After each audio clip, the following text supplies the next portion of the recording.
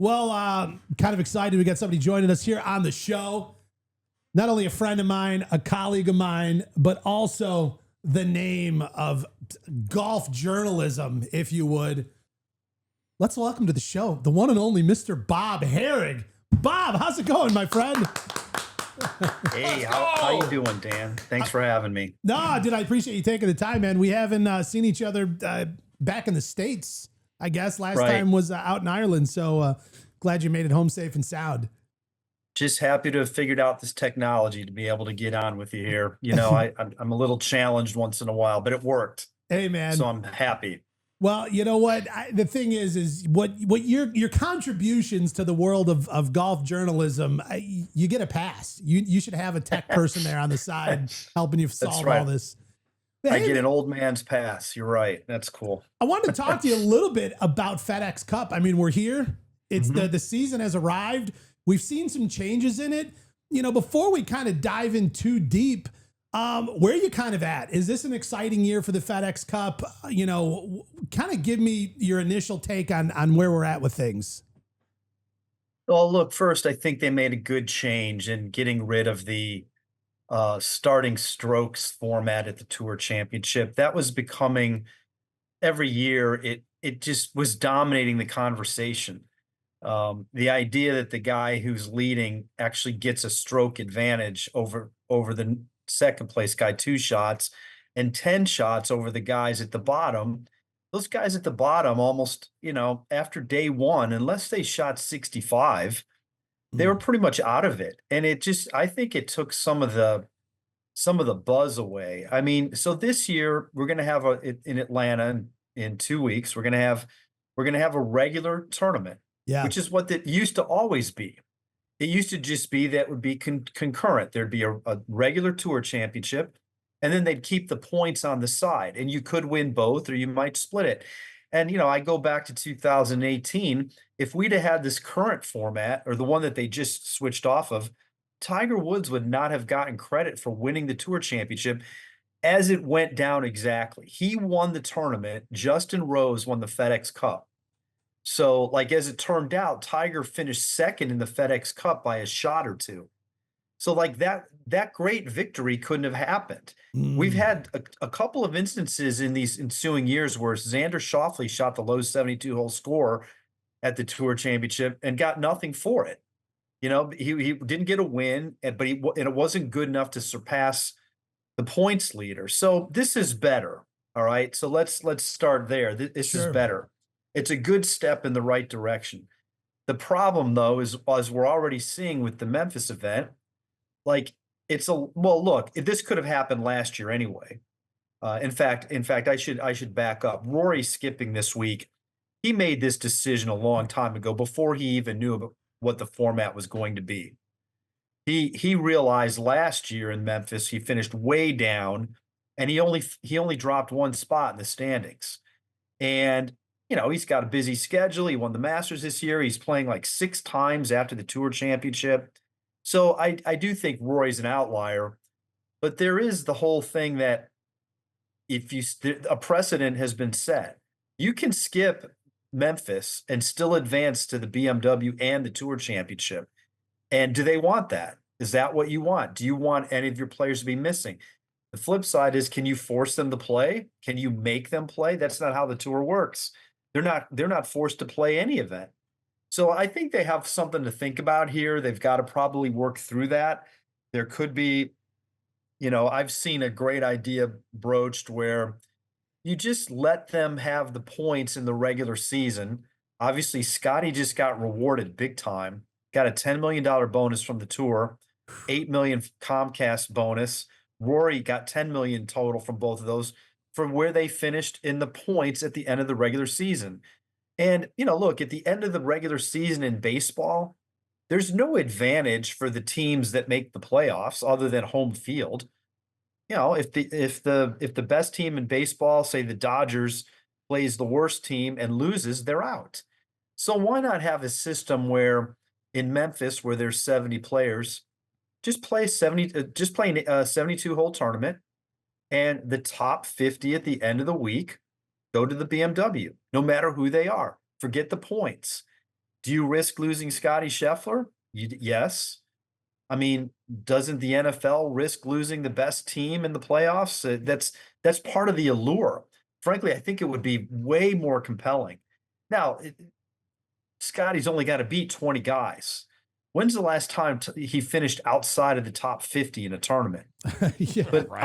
on the other hand, if he were to start on Thursday in Memphis and shoot 73 and we're like in 48th place, well, all of a sudden now he's got to step it up a little bit, and that would be interesting. Yeah. You Oh, know, yeah. and if we miss him next week, maybe that's the price you pay. But this thing goes all the way back to 2007, and I think that one of the problems is calling it playoffs because it's really not playoffs. Like, not enough guys are eliminated. But I get why they don't want to eliminate them, because you want your stars at the Tour Championship. Well, this seems like a pretty good trade-off. Like, out of 70 guys, you'd like to think that the best 50 are going to beat 20 other guys. And maybe there's an outlier or two who gets in, which is a great story. Same thing for the following week. When you got 50 at the BMW, only 30 advanced to the Tour Championship, but you're starting at 0. You have to do it again. It's just like in team sports. When you advance from one playoff series to the next, you're starting again. It's a 7-game series. You've got to win those 4. You don't have any advantage. You got to do it again. So frankly, would the Tour have the guts to do something like that? I'm not really sure. They typically are going to take the safe route, and the safe route is to have the best players in Atlanta. And we know right now that Scotty, Rory, basically everybody in the top 10, 12 guys is going to be there. And that's what they want. So anyway, it's a long-winded explanation of where we're at, and I'm sort of intrigued to see where it goes. Well, I think you're so right. I mean, on the viewership perspective, it is fun to see the big names. I mean, it is tough when we tune into a week where a lot of these big guys, they've taken the week off.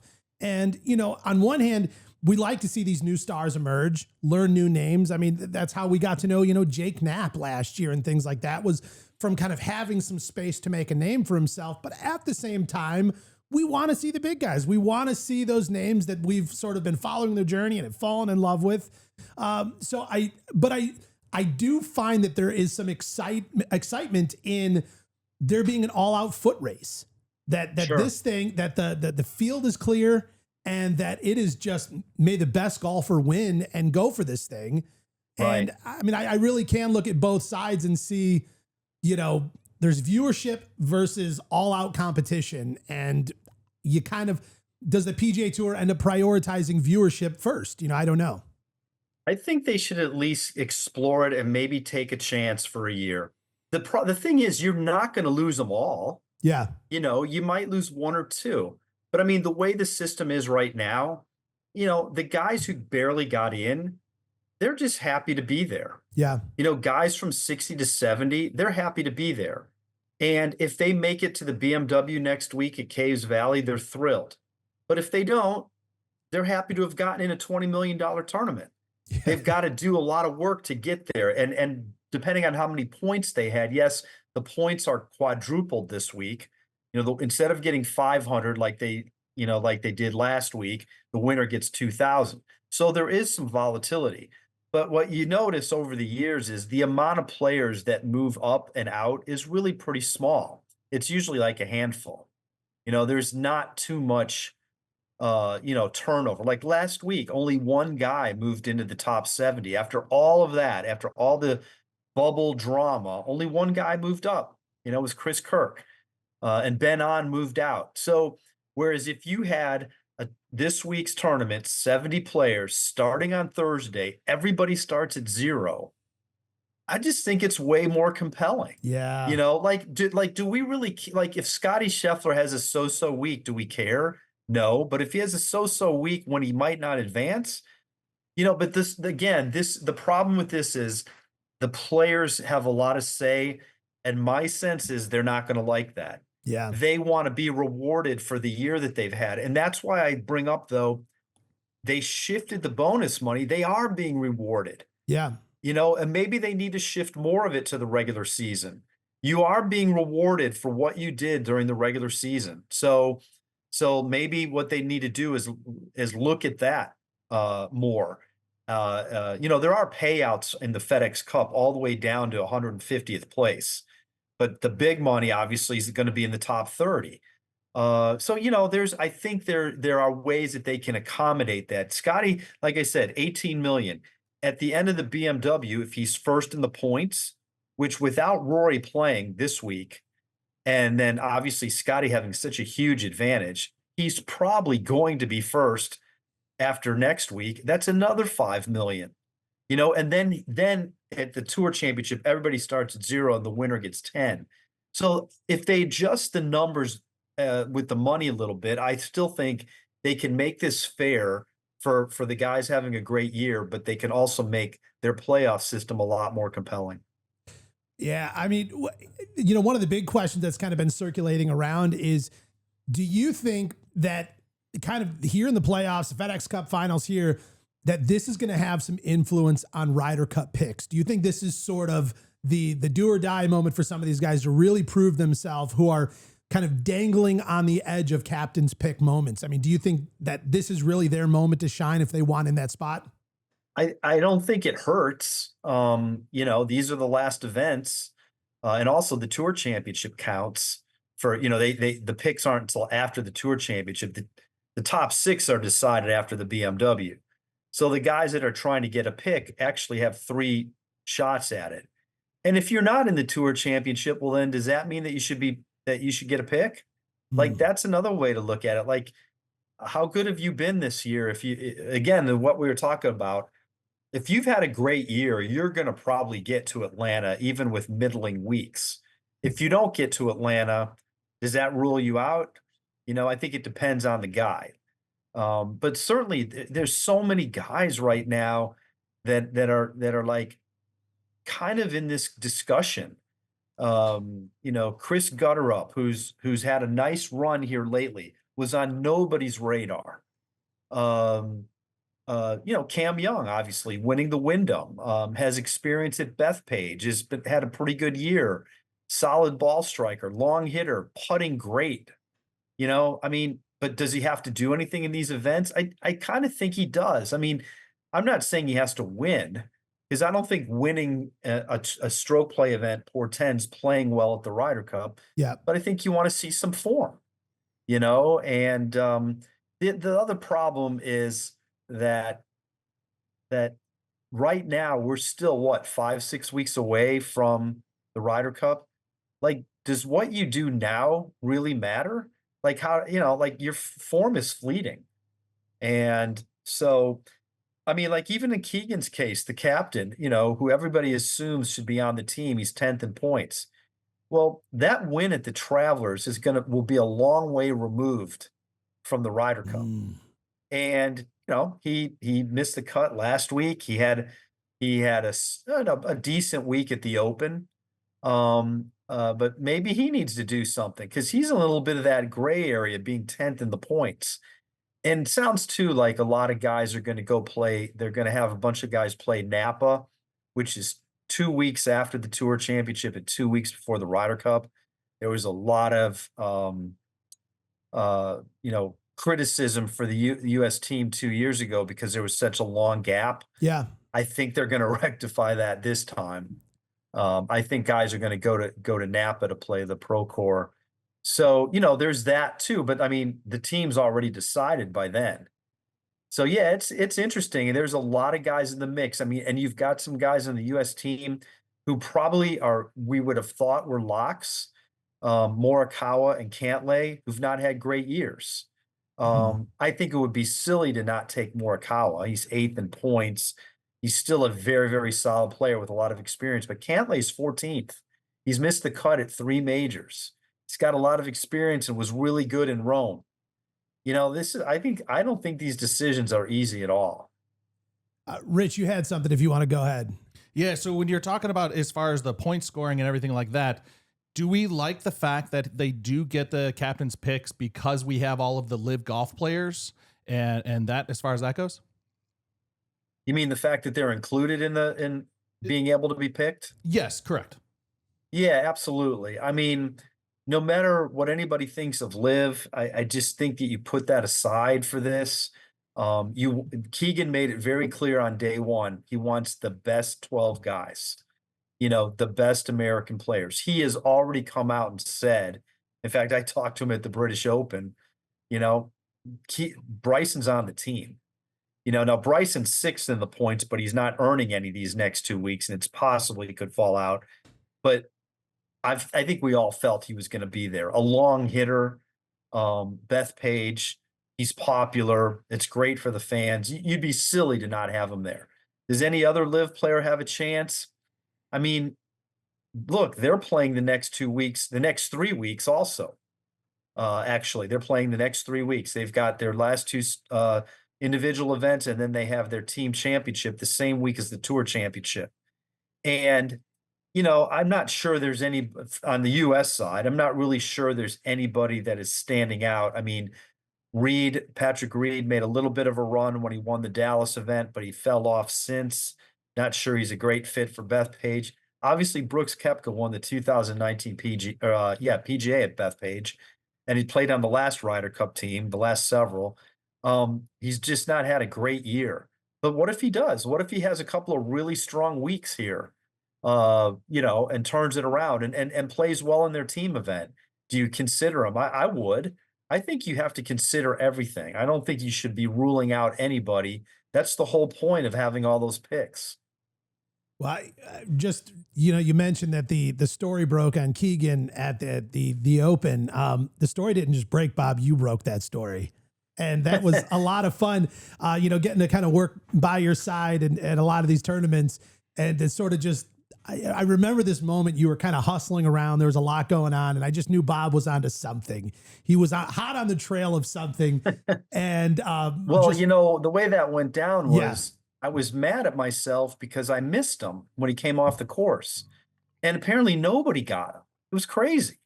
Like just as an aside, nobody that I know of spoke to Keegan last week in Greensboro. He's the Ryder Cup captain. He missed the cut. He's got a chance to be on the team. There's all these little issues swirling around, and nobody talked to him. And after Bryson got done at the Open, in fact, I asked him, have you spoken to Keegan this week? And that's when Bryson disclosed that he had, and that Keegan had left sort of an inspirational message in their lockers, but he didn't want to say what it was. So that's why I wanted to try to reach Keegan. And he was already gone, so he was on his way to Dublin. I got him, via text. And then in the same conversation, I asked him, look, Bryson looks pretty solid. He just shot 64 today. He barely made the cut and ends up finishing 10th. But there is a chance that he could fall out, And I just was sort of leading to, what do you make? I was thinking he was going to give me the political answer, and he didn't. He basically said, Bryson's going to be a great player for us. So he put to bed any thought that there could be any issue with Bryson, which frankly is smart, because if Bryson does fall to seventh, there's that chatter, like the chatter about, well, should we have a LIV guy or all that? I mean, 2 years ago, Brooks actually fell out of the top 6 and was a pick. But Brooks had won the PGA that year. He had also won a couple of LIV events. Bryson has contended in 2 of the 4 majors this year. He missed the cut at the US Open. He was in the last group at the Masters.